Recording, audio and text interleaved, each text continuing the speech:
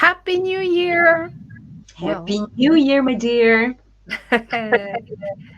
un anno bun și la mulți ani. We do it the Romanian style as well. En gelukkig 2023. nieuwjaar to everybody in the Netherlands. Exactly. But 2023, welcome to 2023. No, Conversations about sleep and sleep coaching. And yeah, we continue our journey, very appropriate with the season, so to speak. And tonight we thought that it is very appropriate to take a moment at the beginning of the year and reflect now that all the guests maybe moved out, and parties have kind of stopped, and we are settling into the new year. We get maybe a little bit more space to rest and to think about the previous year, and also maybe consider setting resolutions or intentions for the new cycle that we start, the 12-month cycle, as we say. And definitely. yeah, I'm back with Cheryl, and we're very happy to welcome you onto the topic. And I guess Cheryl is going to lead us into this reflection because she has like a self-assessment, a sleep for sleep, that Correct. we can navigate to look back towards the other year. So, hi, Cheryl, and Thank you let's. for having me again, Alina. And it's great to be back on this platform.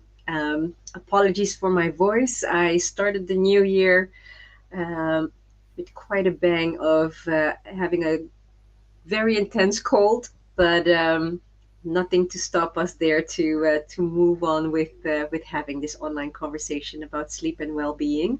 So I'm happy to be here. Of course, and it is the season of bugs and viruses. I actually ended the year with a cold. So, from time to time, if I sound like I have a frog in my throat, it's going to be just fine. And we are taking care of our well-being, but we also wanted to do this. And I am happy, that we are here, throat, nose, and everything else, as everyone who might be observing us or watching us tonight or maybe later. In case you have any questions or comments or suggestions, as before, please write them down in the LinkedIn or Facebook side of comments, and we will address it in this conversation and even afterwards. And Excellent. yeah, as I don't think there's anything to apologize for, Cheryl. I think I'm very grateful that you were able to make it. And I'm really curious to take these questions from the Mhm. self-assessment instrument that we, by the way, are going to share afterwards and go through it. Exactly. Well, we decided um, to create this questionnaire so that people can just through these questions have a bit of a yeah, an assessment of how their sleep is, how you can look at sleep. And one of the first questions that I would ask is how important do you really find your sleep? And it's when you indeed set the intention of making sleep a priority and therefore um, making it so important as to where do I stand with my sleep? How can I improve? Or am I already there where I want to be? Um, that, that can help, especially in the start of this new year. What I have noticed, for example, with the people that I coach, something that can help is to keep a week's diary of how your sleep is, like a tracker kind of how your sleep is. And one thing that I noticed from that, and that they have also noticed, is the awareness that comes with that. The awareness of, when am I going to sleep? When am I waking up? When am I in the morning waking up? Because, of course, you can have multiple times during the night of waking up, for example. And yeah, it all starts with how important do you find that? And do you want to change that perhaps, or do you want to have it continue as is with last year? If I look at myself for 2022, I feel that as a sleep coach, I would have liked to prioritize my sleep a bit more than I have. But maybe it's also because of having started the business and making sure that you're finishing everything that you want to do during the day, sometimes into the evening. And yeah, one of the negative things of that is that you sometimes even continue on your phone or on your laptop, right before going to bed. So, yeah, that is definitely one thing that I want to be more mindful of this coming year.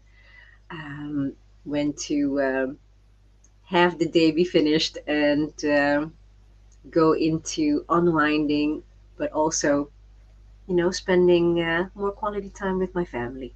Yeah, so that's one. The first question that So is how mentioned. important is the sleep for me, and what is the intention there? And then if I am to answer that as well, it is that I have noticed that um, you can take care of many things. I think you can even exercise, but Yeah, unless you get a number of hours, and I think it's different depending on the age, the gender. But for me, for instance, I need at least 7 hours of sleep, and more like 7.5 to 8, and to feel re-energized. And I think I noticed this last year by trial and error. I had also days with 5 hours or six. nice. And consistently, I noticed that there isn't so much energy. And if I am to prioritize, I would say it is sleep. So, how many hours? And then how much time I spend in nature. So, and if we are to set intentions, Mm, not only resolutions, and I think for me the difference is that a resolution is more like a goal, and it's kind of a bit rigid, because you set it now with this mindset, with this yeah, awareness where I am, and it can change. Where an intention, it is different. It is less restrictive, less rigid, but there is an intention that I don't know, for the first 3 months or this year, I want to be more rested. And then I'm going to try to sleep, prioritize sleep. exactly. And I guess that's it. That is the intention, indeed. Indeed. And if we are to look at the next one, and I showed you at some point, and we will share this document with you. Um, and because the questions were not big enough, so that's why we said let's not keep it on the screen. But the second question, maybe you can walk us through Of it. course. The second question being, how regularly do you go to bed and wake up at the same time? Because one of the best things that you can do for your sleep is um, waking up and going to bed um, at the same times every day. And one reason, and I think I had already mentioned this in one of our previous conversations, is your sleep and your body love regularity. And it also uh, keeps your body clock in check, so to say. And when that's in check, all the other body functions the hormonal, the processes that come into place get into check and follow through from there. So the question you can ask yourself is how consistent is that happening for you? And if, for example, um, during the week that tends to be easier to follow through than in the weekend, I mean that would be great to already be able to follow. If you can do that in the weekend as well, that would even be fantastic. And it also helps you with that shift from Sunday to Monday, when most people have the hardest time with their sleep, so to say. Yeah. It's funny that you say that about regularity because if I am to notice, and we did mention, if I am to look at the holidays or vacation, right, Yes. which, well, now in winter they overlap.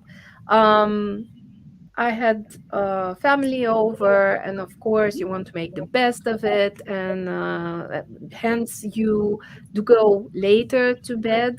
You can sleep later, so you say, "Well, I make the same number of hours, maybe," but it is not the same when you go to bed at 1, and even if you sleep 8 hours, you wake up at 9. The quality of rest is not the same as far as I've noticed. And of course, if we add to that Correct. Yeah. that you maybe ate a little bit later because also the eating routines are off, or we ate differently because of course we have the foods from that are festive foods and you don't always eat that, plus you add a glass of something, um, not Which also necessarily tea.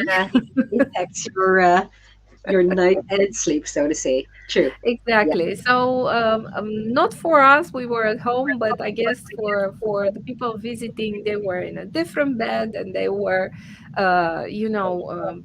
different bed, different house, and Indeed. yes, I mean they were saying that they were rested because I was checking. It's like how is the pillow? Is it warm enough? Is it cold enough? Is it all of those things? But ultimately, you want to spend time with your loved ones over holidays, but you also want them to be rested. So, Definitely. um, and relaxed. And I think from the relaxed, there is an element of sleep there, because if you are tired, it will be more difficult to relax, so to speak. Exactly. Definitely. True. And um, and that's why I think January is a really logical month to try to get back into rhythm after having had the holidays, the festivities where schedules might have been different, also due to the school holidays. Indeed, eating, sleeping later, or waking up later. So yeah, I think it's a great intention there to get back, or to improve on that regularity once more. Yeah. Yes, I have to say there is a craving.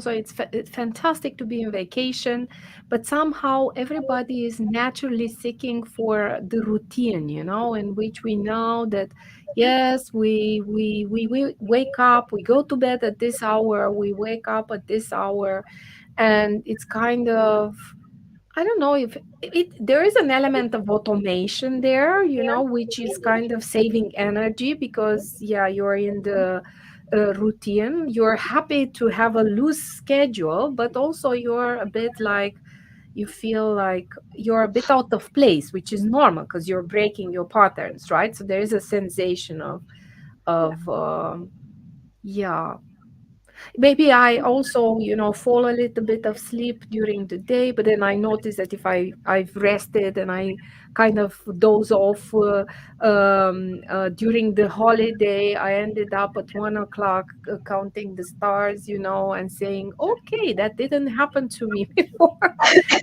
So then That's then because that that sleep pressure was not high enough when you then go into bed.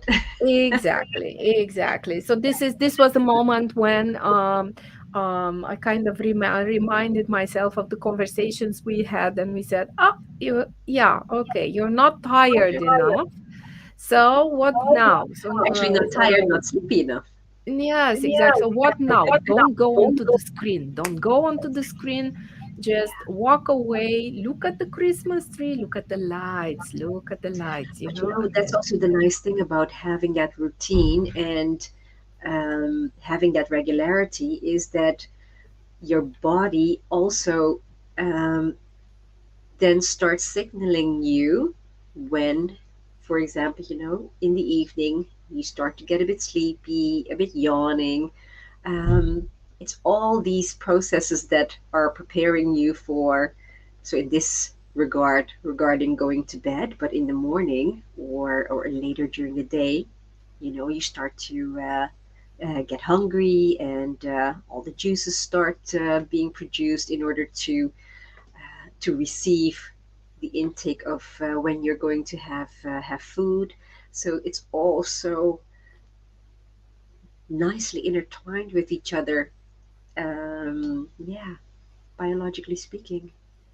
Right. And I also see that you have other questions like how much daylight do you get into Yeah, the morning and how often do you move? correct. Yeah, indeed. So, how much daylight do you get in the morning?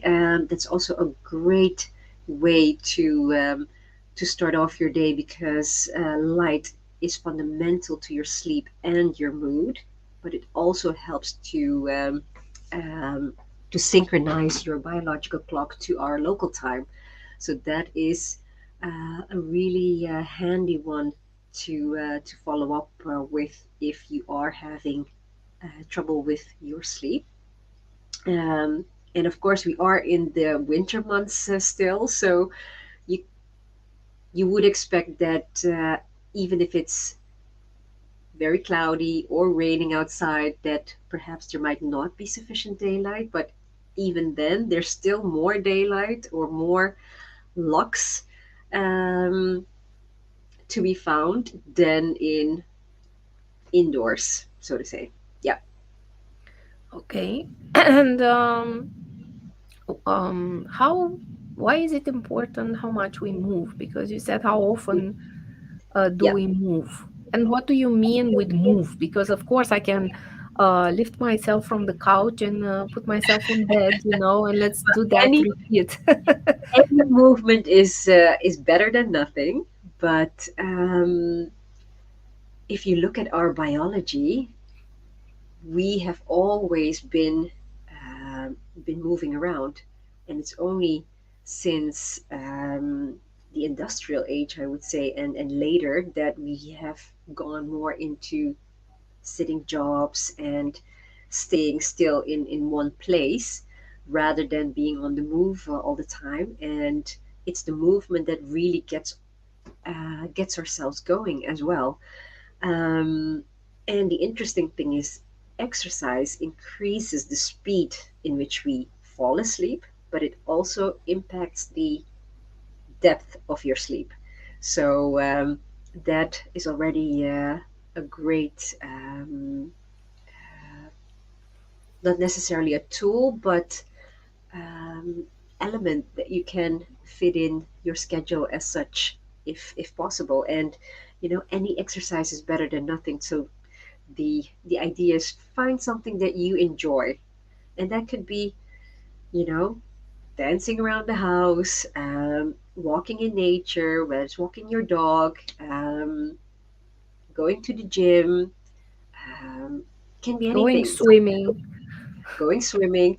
But sometimes it's also, when you go to work and this might be via public transport, for example, or by car, park a bit farther away, or you know um, get off the tram or the metro maybe one stop earlier, and then you have uh, that additional time to be moving. Yeah. And actually consider, so if it's possible, not leaving it to the last moments and to leave the house or give yourself another 10 minutes or so. Give yourself additional time to Yeah, just the 10 to minutes get or there in so, time. to put the just to factor in the movement. And I Correct. think if we look, because this was about reflecting Yeah. on the last year, Yeah. There were what I have observed, there were some moments when I would go to bed earlier because I wanted to wake up. Maybe I needed to write a report or do Of something, course.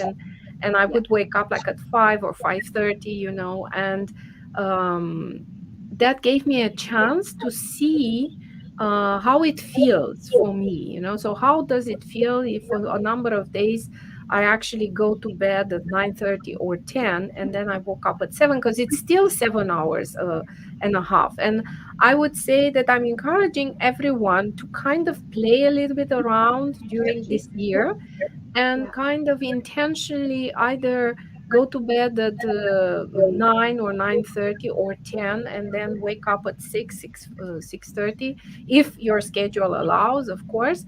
And you might do that naturally and just observe what fits best for you, how many hours, Mm-hmm. and what is the best, the sweetest spot to go to bed and sleep, because I know there is a great value of actually sleeping between 10 and 12 before midnight.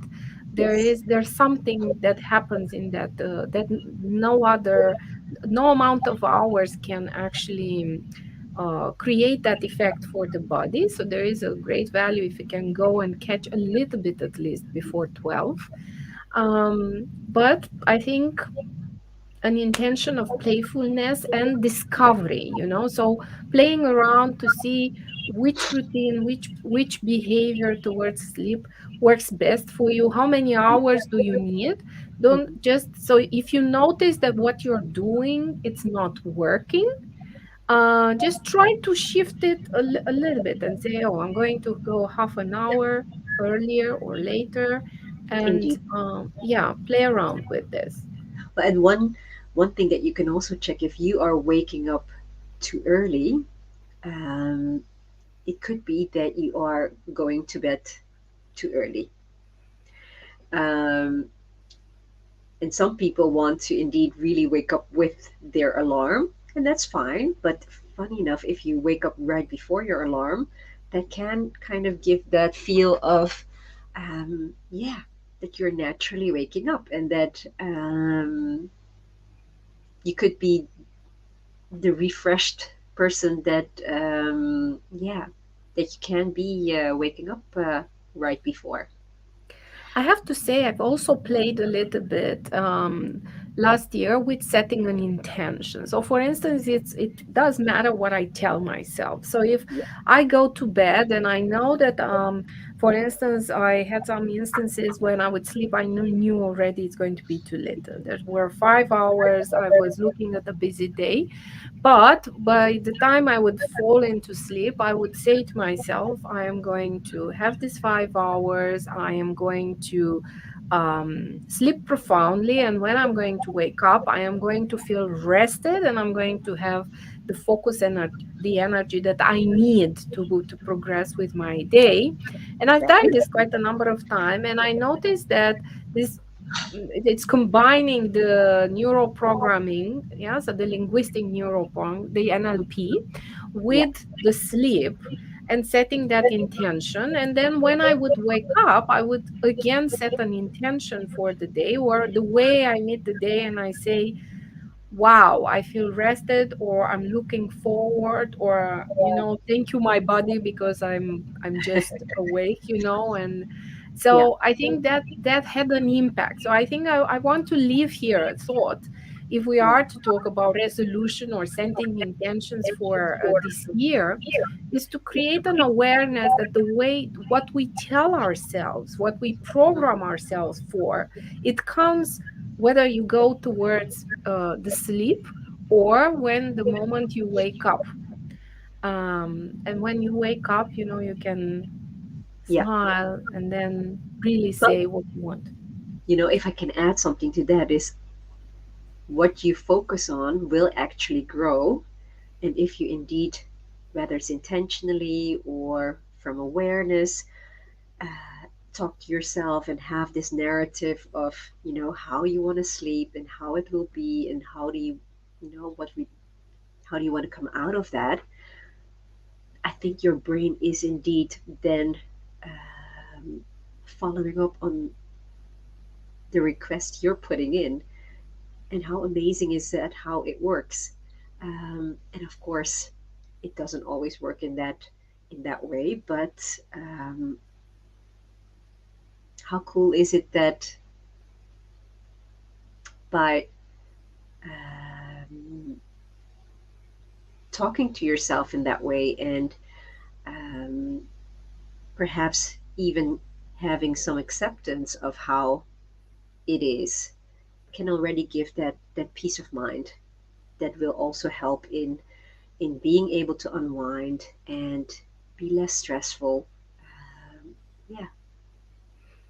Well, um, self-talk quite important, and we said that we wanted to touch upon it also when we talk about well, the changes that we set up to do. Yeah. But before moving to the next topic that we wanted to discuss, I see that there is a comment from Vlad, and Vlad had a questions here in the Oh, comments. So I know about the day-night cycle, but I think it is relevant if you go to sleep too early or too late. okay. um, does it make a difference if you would go to sleep around 10:30, 11:30, or now or hour 1 hour later if I got enough sleep? Okay, let me check it again. Yes. If I would go to sleep or 1 hour later, if I got enough sleep. Um, I would say it really depends on how many hours do you want to sleep. So for the age between 18 and 60, 65, if I'm not mistaken, the advised duration of hours is between 7 to 9 hours. And if you, for example, want to wake up at 7 Hmm. and then taking 7 to 8 hours, then between sleeping between 11 and 12 should be or could be sufficient. So there you can really play with what is realistic for me, or what time do I need to wake up, whether it's regarding work or other commitments, etc. And then try to play a little bit with when to then go to sleep. If you talk about sleep cycles, the average sleep cycle is somewhere between 90 and 120 minutes. Um, so if you take that 1.5 hour, 7.5 hours would be almost like a five full cycles that you would be sleeping. Yeah, but is I, that answering your question, Vlad? well, I guess you. I hope Yeah, that Vlad is watching us, and hopefully he will let us know if this was answer enough, yeah. or if he has other questions. And I Thank remind you the for people. asking. Yeah, Yes, thank you for asking. And I remind for anyone who is watching us that questions or comment can be addressed into the comments, yeah, whether you're watching from Facebook or LinkedIn. And exactly. yes, and thank you for that. Now, we wanted to touch upon, Oh, you mentioned great thanks. yes, so it You're seems that welcome, we Vlad. we wanted also to, I mean, we discuss about sleep, but how is sleep impacting our well-being, right? And we wanted Exactly. to mention something about the physical well-being, the emotional, and the mental well-being. And maybe you can mention a couple of things here.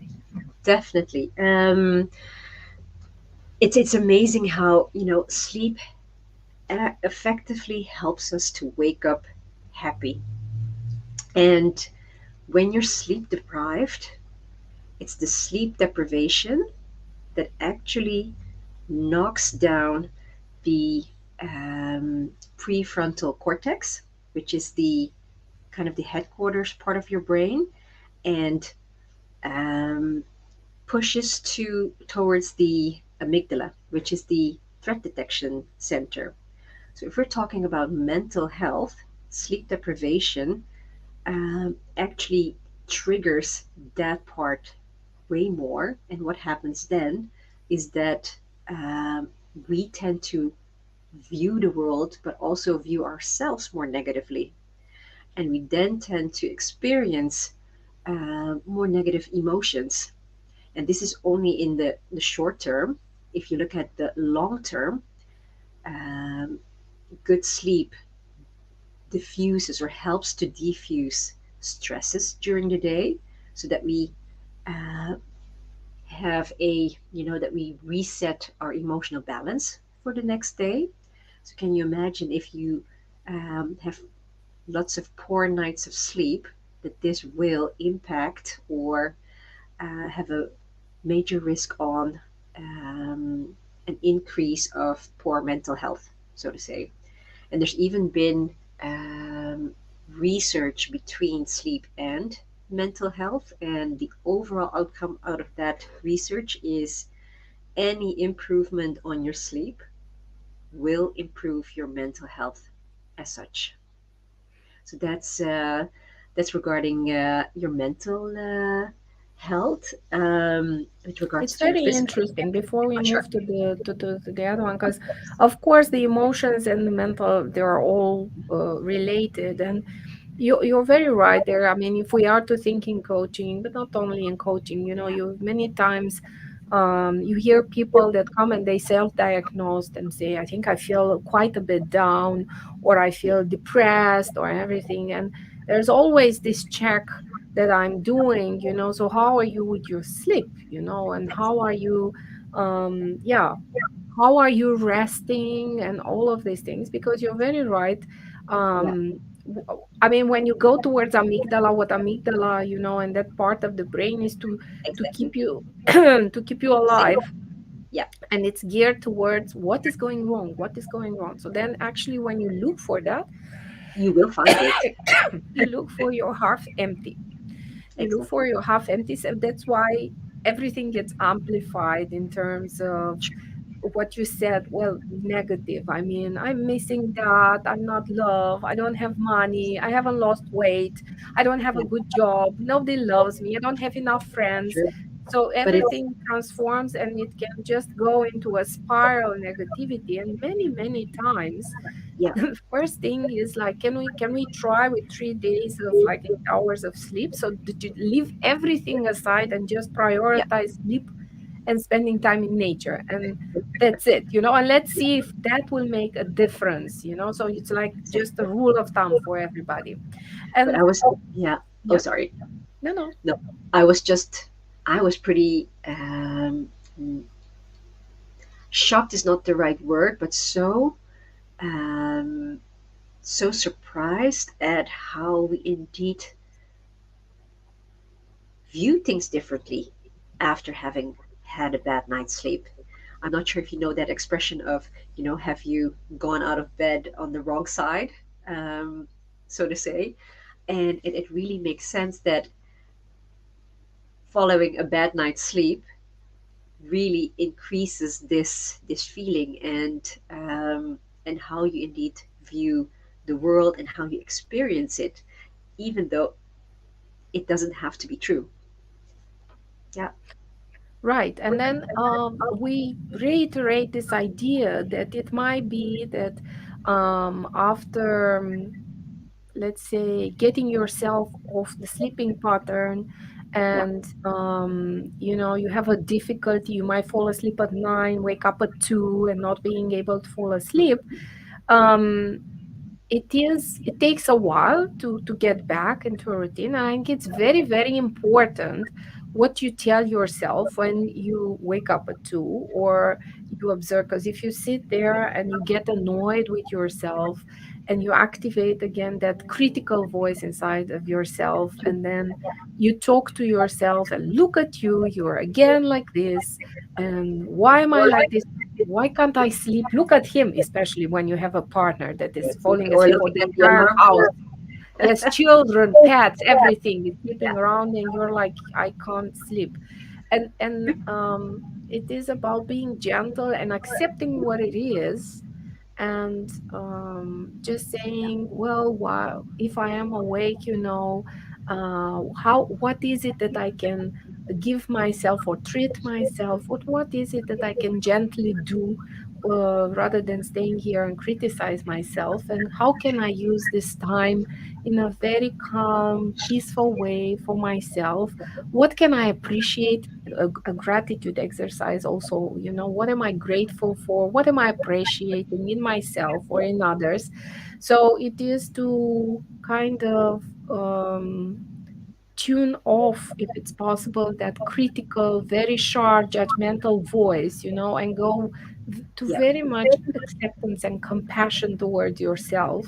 And indeed. Yeah, usually it's like soothing, it's like you would have your mom when you were a child, and it's just staying true. and it's saying, it's like it's going to be okay, and just, just, The you know, only the only downside about when your amygdala is um, turned on, so to say, or has been triggered, is that you are in this stressed state, and from this stress state, it can, for a lot of people that are going through that, be very difficult to then, tune this down, and then to start talking in a more um, empowering way, or a much kinder way to themselves.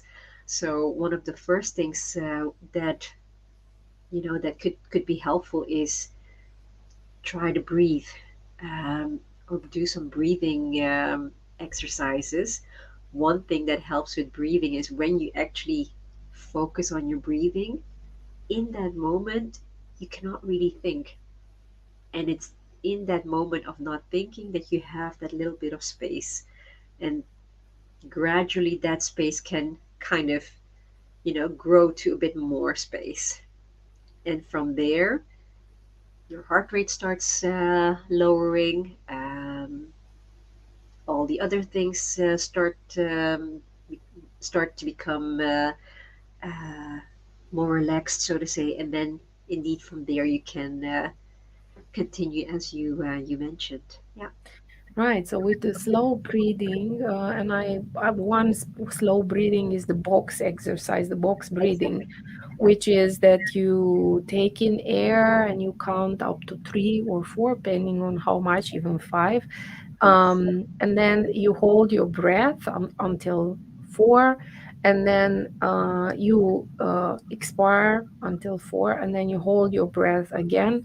And what does when you are able to go through this exercise and you do it for 1 to 3 minutes, and you focus on your attention into doing this box breathing, it actually tells the amygdala brain that there's no lion, you're not in danger, because you can take yourself time to actually breathe.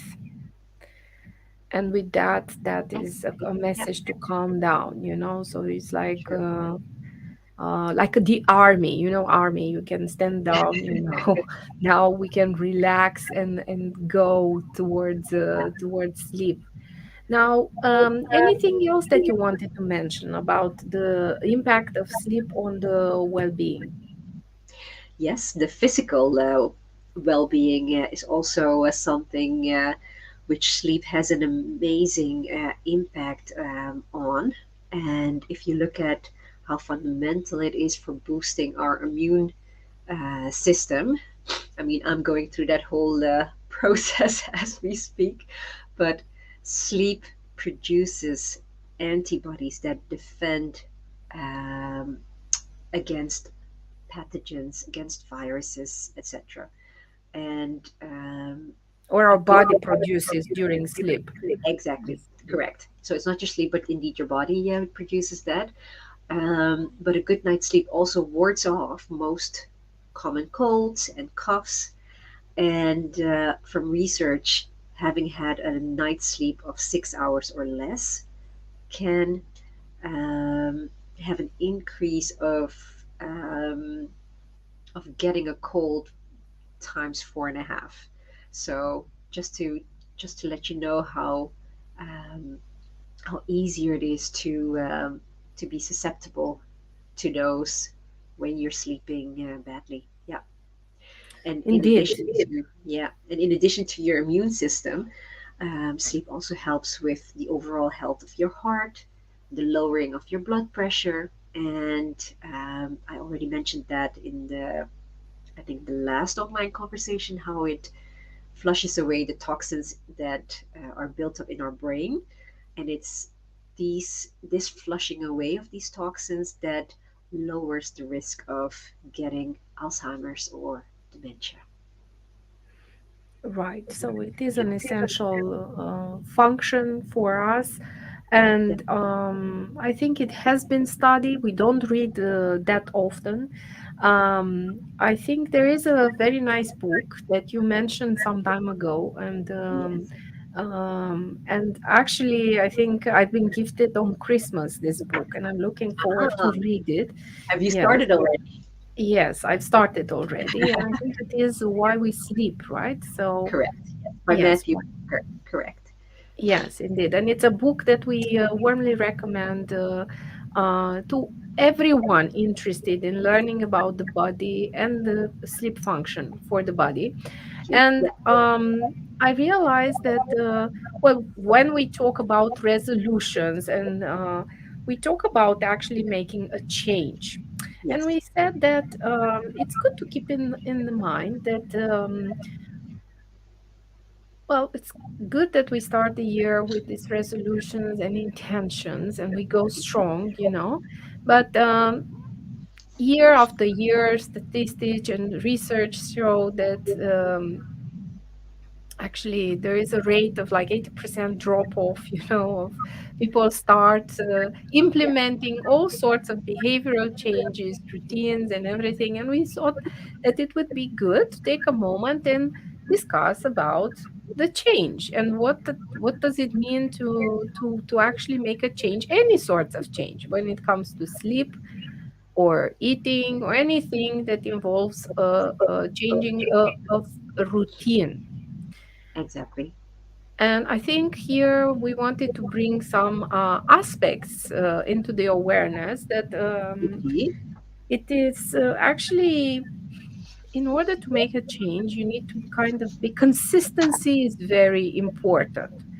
And it is a consistency, and the studies kind of show that it's supposed to be at least 66 days in a row. Yes, it sounds so it's like more than 2 months to repeat to get to a point where you no longer need to think about doing, so no longer be conscious about the behavior that you're trying to do, the action, and Yes. to kind of automate it and that behavior, so to transform it into a habit.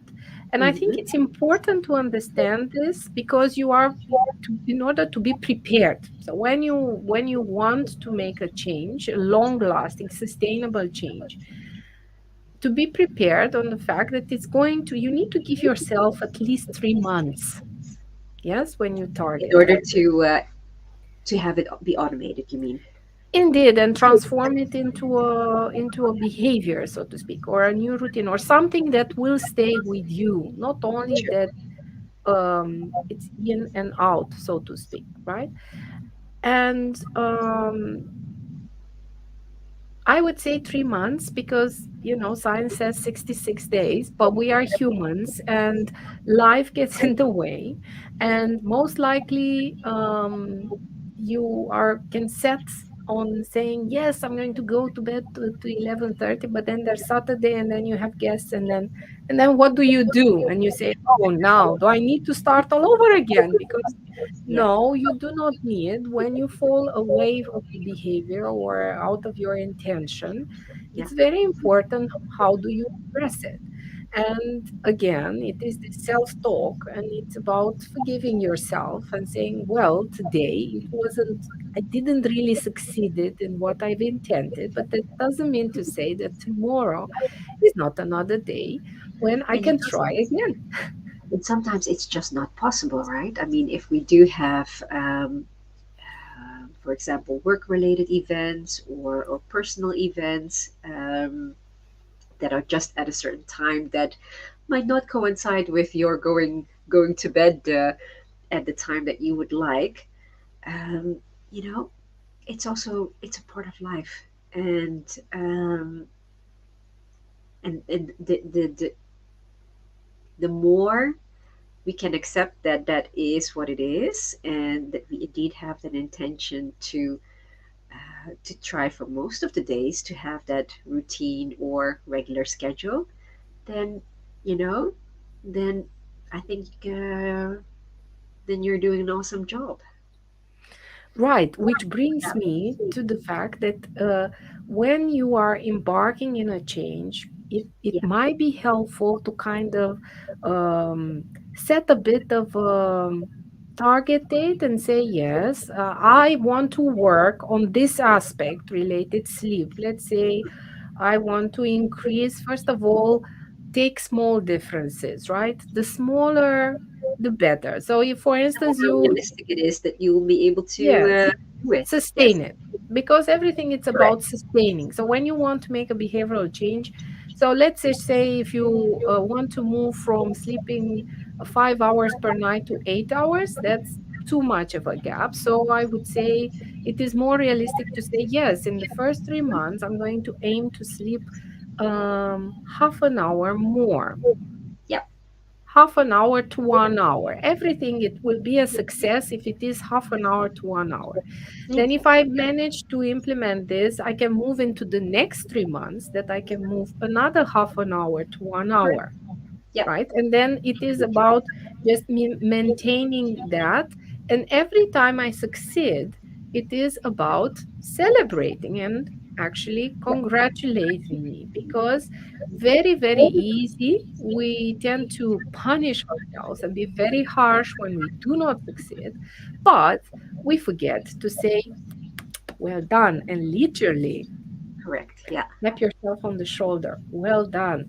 When you wake up from a night and say, hey, this night I actually slept 5 hours and a half. I'm hitting my intention here. And also, I think you were mentioning to have this attached to another routine, we say, automated behavior. Can you tell us a Yes. little bit more?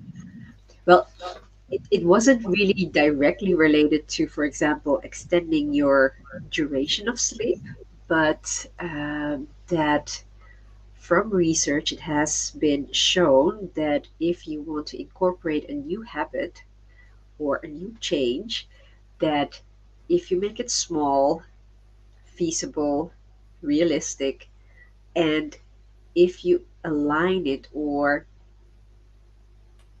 combine it with something that is already incorporated, then the chance of that becoming an automated habit at some point is much higher.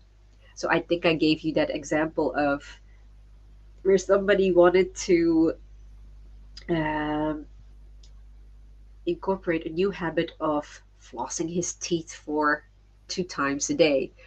And he started off with, after having brushed his teeth, to only floss one tooth per day. And at a certain point, he managed to, to get there very easily, and having flossed after a certain time, the 2 times a day that he wanted to reach. But it only shows that when you start small and link it to an already existing habit, that it will be easier to incorporate. And if I bring it back to sleep and maybe to morning or evening routines, um, if you, for example, take the last 1 hour or 1.5 hour before going to bed to start winding down, um, it will become easier to have your body become sleepy, yawny, relaxed, and completely prepared for having the best chance of a good night's sleep. Yes, and I mean, with this ritual, I think it can be anything from dimming the lights Exactly. Oh, to, definitely. Yeah. dimming the lights, taking a shower, lighting a candle, Two.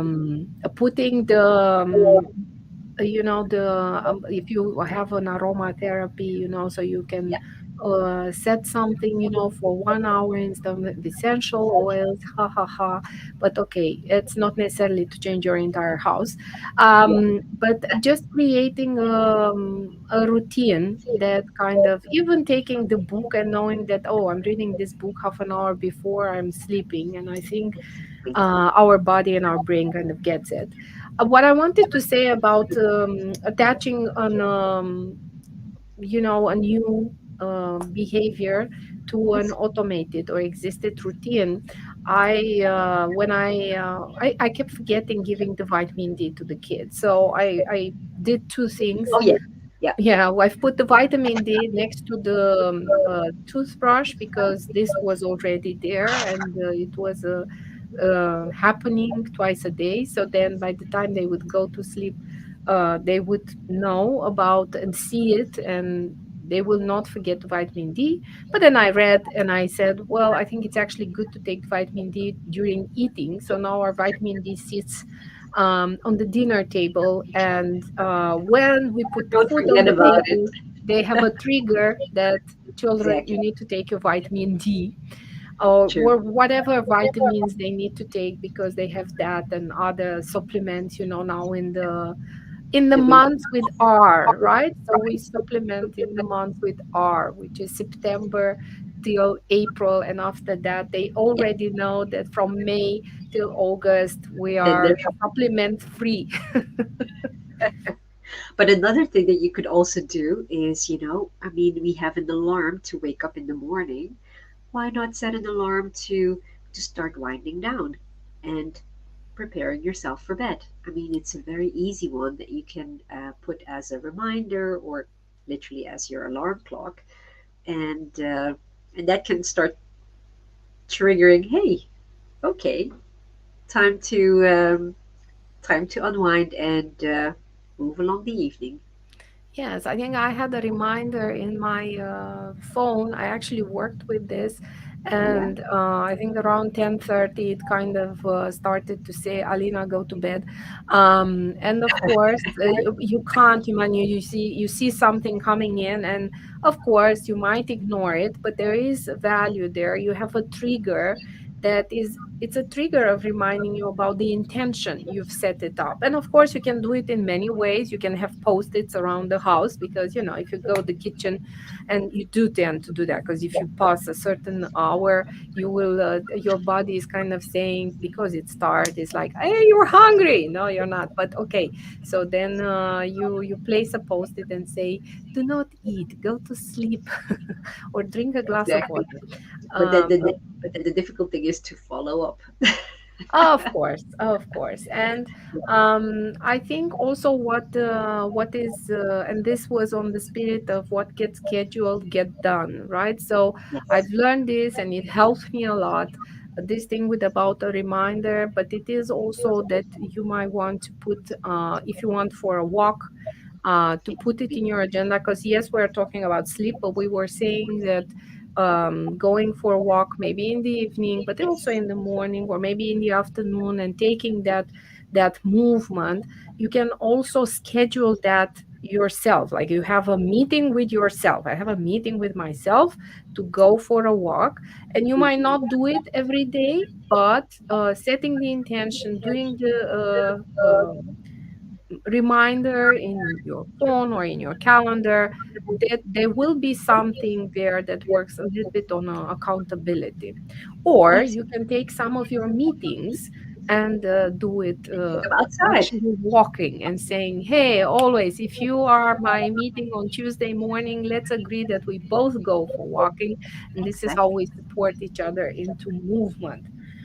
Correct. And I think, yeah, these were kind of some tips that we thought about when we talk about behavioral change, because we all start the year with different intentions, whether it is to eat more vegetables, be more outside, spend more time with loved ones, or catch up on our sleep. I think it doesn't matter what we want to do differently.